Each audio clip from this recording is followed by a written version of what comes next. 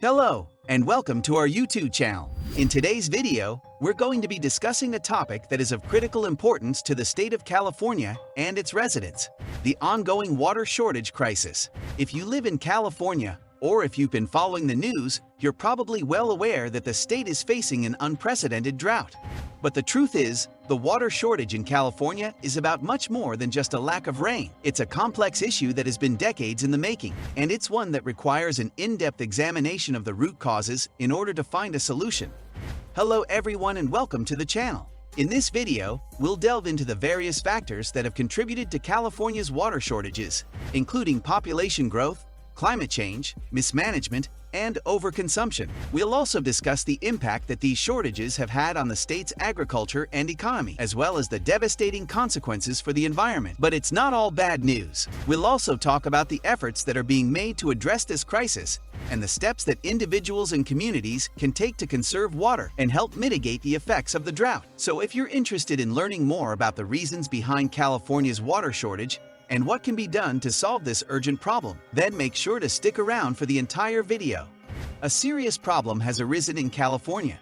Not only are its reservoirs already at critically low levels as a result of the unrelenting drought, but residents and businesses across the state are also using more water now than they have in the past 7 years, despite the efforts of Governor Gavin Newsom to encourage residents and businesses to do the exact opposite. The gravity of the situation isn't getting over to Californians, which is one of the problems we're having. As a result of the fact that the message around water conservation is inconsistent across many agencies and jurisdictions, individuals do not have a good understanding of who is responsible for what. They most definitely do not have a concrete understanding of how big of a difference a decrease of 15% in their own use would make. Kelsey Hinton, the Communications Director of Community Water Center, an organization that advocates for affordable access to clean water, stated that urban communities, which typically get their water from the state's reservoirs, don't seem to understand the severity of the drought in the same way that rural communities do. In rural communities, water could literally stop flowing out of the tap the moment their groundwater reserves are depleted. Urban communities, on the other hand, typically get their water from the state's reservoirs. According to comments made by Hinton, people sense how serious this is in our job every day, and they are aware that we need to be working toward meaningful solutions to solve prolonged drought. But then, living in Sacramento, you don't see the same urgency here, since we're not depending on groundwater and rare resources in the same way that these towns are, you could say. But then again, these communities are reliant on groundwater and scarce resources. However, proponents assert that government officials are concentrating on the inappropriate strategy. They argue that voluntary water cutbacks in residential areas are not the answer, and that instead, the limitation should be required for enterprises and industries that utilize the overwhelming bulk of the state's water supply. According to Jessica Gable, a representative for Food and Water Watch, corporate water misuse has to be addressed or else no other measures will matter. According to what Gable told, the attitude in California right now is that it's no secret anymore that drought is associated with climate change. However, there has been no attempt made to curb the businesses that use the most water, which are also the ones that ironically throw out the greatest emissions that are causing the climate issue. Residents, according to advocates for the community, are wondering whether large water users are also faced with the same pressure and difficult decisions to conserve water. These large water users include agriculture that requires a large amount of water, things like almonds, alfalfa, avocado, and tomatoes, as well as fracking, which can use tens of millions of gallons of water to frack a single fossil fuel well. Gable stated that although every little bit helps, the repeated pleas for individuals to save water can seem out of touch at best and possibly negligent, because the industries that could drastically cut back on the excessive amount of water allocated to them are rarely held accountable. Despite the fact that every little bit helps, the repeated pleas for individuals to save water can seem out of touch at best and possibly negligent, Gable said. According to Amanda Starbuck, research director at Food and Water Watch, urging individuals to reduce their domestic water consumption is comparable to telling them that recycling may save the world. She said that even while it is a noteworthy effort, it would not make a significant difference in the situation as a whole. According to what Starbuck said, blaming residential usage for these issues is also sort of a little bit degrading. It's a very little part of the whole consumption picture. It is a far greater issue, And we really need to start bringing in these large enterprises who are guzzling water during this time of drought. It was informed by a spokeswoman for Newsom's office that local water agencies have established new objectives that should lead to decreased consumption. These targets include the ban on watering outdoor areas, and further choices are expected to be brought before the state board. The spokeswoman for the state government stated in a statement, "We are confident that these efforts will considerably contribute to the state's overall water reduction targets, since outdoor watering is one of the top single consumers of water." Additionally, the spokesman brought up the increased investment for water resilience that the governor had mentioned in his budget proposal. This investment is part of the $47 billion that has been allocated to address the effects of the climate catastrophe in the state. According to a spokesperson for the state's Department of Water Resources, with the infusion of additional funding, we will be able to more effectively reach out to Californians about the need to conserve along with the biggest water-saving actions they can take, and support local water districts in responding to the drought emergency.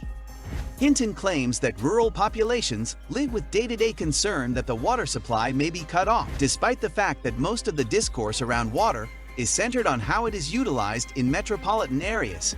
The broader narrative, at least for us, is when we are in the midst of a drought like this, it's not just taking shorter showers and eliminating our family outdoor water consumption. Hinton said in an interview, "The bigger story, our families are quite concerned that they may soon no longer have access to flowing water altogether. These are the towns that do not depend on reservoirs, where the majority of the effort has been for reaching dangerously low levels, but rather utilize private groundwater wells. Reservoirs have been the primary focus for reaching critically low levels. The fact that groundwater levels in the state continue to fall even as more of it is pumped out for agricultural and other purposes during periods of intense drought is a major cause for worry.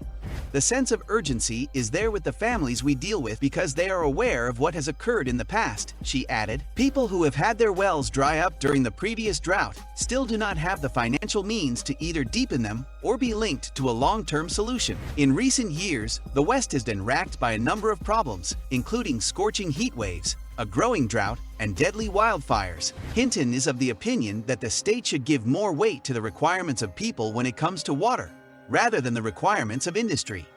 According to Hinton, climate change has made drought a reality for us forever, and now this is something that we need to deal with as a state.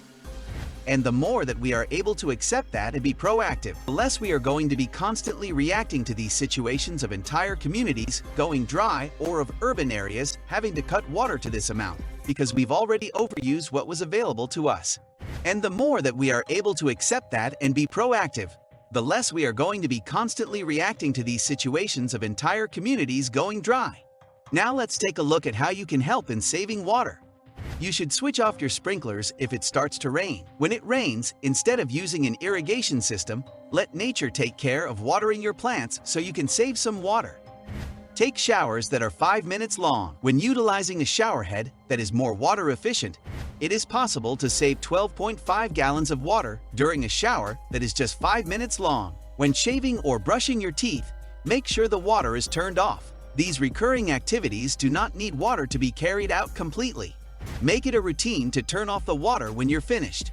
In order to encourage water conservation as a way of life, teach young children to do so.